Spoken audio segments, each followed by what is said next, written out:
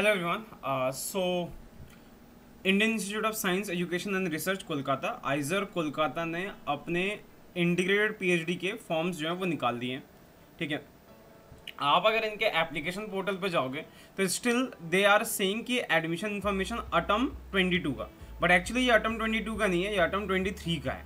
ठीक है, तो चलो इसको ओपन करते हैं, उसके बाद इसके बारे में बात करते हैं कि इसके आखिरी डेट्स वगैरह कब कब है, इसके बारे में थोड़ा सा बात कर लेते हैं। तो यही है, यहाँ पे लिखा हुआ कि integrated doctor of philosophy IP program at IISER Kolkata is a combination program which start with a comprehensive master program followed by research program. ये सारी चीजें लिखी हुई। एलिजिबिलिटी वही आपका हो गया BSc, B, BTech, MBBS equivalent degree.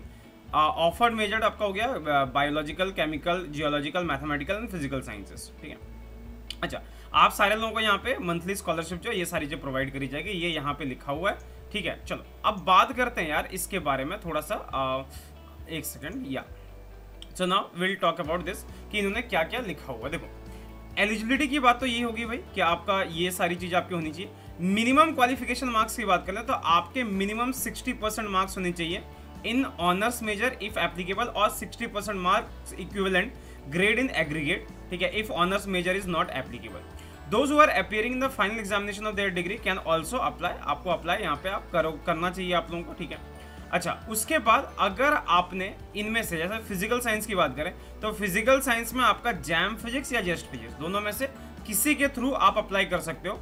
By the way, jam का तो रिजल्ट आ चुका है, जेस्ट का रिजल्ट जो और 2-4 दिन में आ जाएगा, तो उसके बाद आप इस फॉर्म को फिल कर सकते हो। या फिर अगर आपकी जैम में रैंक ऑलरेडी अच्छी है तो आप थ्रू जैम जो है इसमें बहुत आराम से आप अप्लाई कर सकते हो। अगर एलिजिबिलिटी की बात करें फिजिकल साइंस में तो यहाँ पे दिया हुआ सपोर्टिंग सब्जेक्ट में मैथमेटिक्स होना चाहिए। मतलब मैथमेटिक्स आपके 1 साल या 6 महीने ऐसा होना चाहिए, क्योंकि यहाँ पे इन्होंने क्लियरली कुछ भी मेंशन नहीं करा हुआ है। तो बस ये बात होगी। अच्छा, इंपॉर्टेंट डेट्स की बात कर लेते हैं।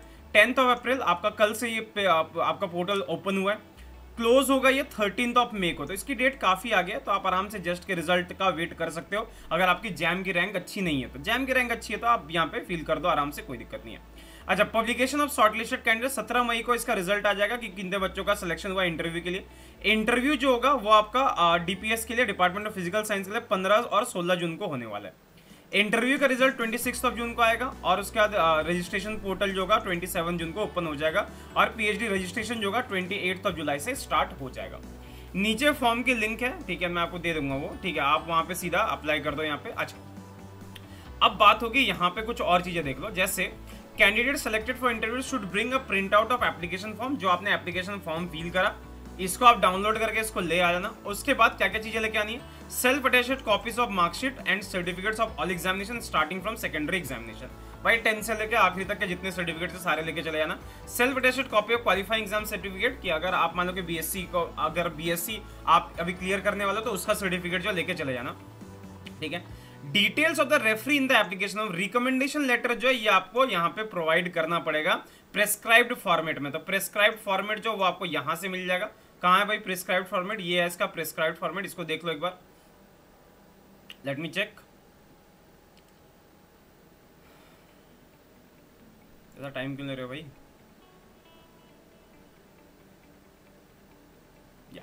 तो ये जो फॉर्मेट है इसमें आपको अपलोड करना पड़ेगा। देखो, इसमें नेम ऑफ द कैंडिडेट, ये सारे आपके, ये आप भर के जो अपने टीचर को दे दोगे, लेकिन बाकी जो चीजें हैं ये टीचर को ही भरना पड़ेगा। ठीक है, जो टीचर है उन्हीं को ये सारी चीजें भरनी पड़ेगी।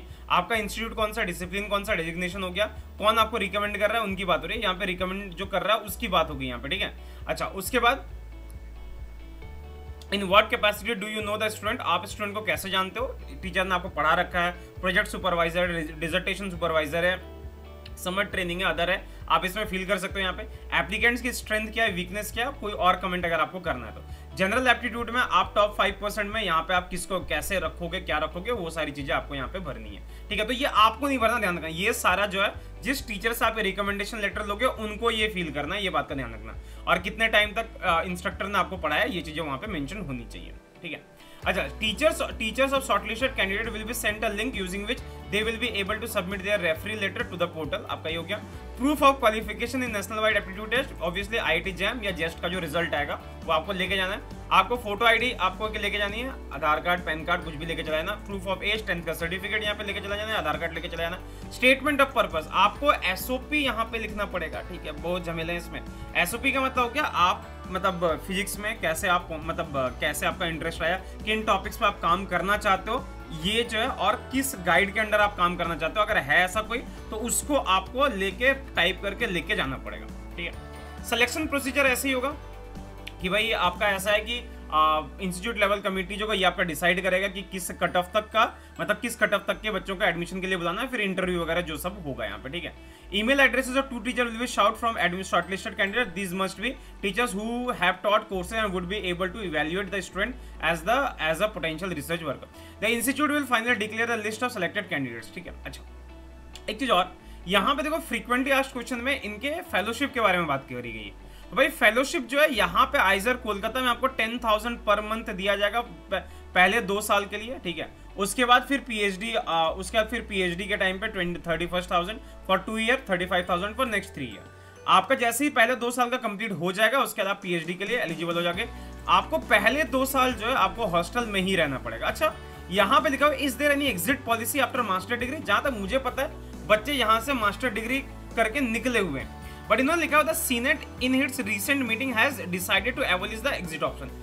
अभी लिखा हुआ इन्होंने कि एग्जिट ऑप्शन जो इन्होंने बंद कर दिया बिल्कुल, ठीक है। क्यों, रीजन क्या दिया? Because the integrated PhD program can not be seen as avenue of doing a paid master degree. मतलब ये नहीं चाहते कि आप मास्टर डिग्री जो है वो पेड मास्टर डिग्री करो, क्योंकि बाकी कहीं पे भी अगर मास्टर्स करते हो तो आपको पैसे नहीं दिए जाते हैं, ठीक है। तो ये आपका किया हुआ। However since the 29th batch was not inform about this policy change, they will be allowed to exit. मतलब ऐसा हो गया कि जो 19 वाले बच्चे हैं वो एग्जिट ले सकते हैं, बट उसके बाद में कोई भी यहाँ से एग्जिट नहीं ले सकता आफ्टर एमएससी। तो भाई ये हर इंस्टीट्यूट की अलग अलग पॉलिसीज होती है। बहुत सारे इंस्टीट्यूट ने ये चीज अलाउ कर रखा है, बहुत सारे इंस्टीट्यूट इसको अलाउ नहीं करते।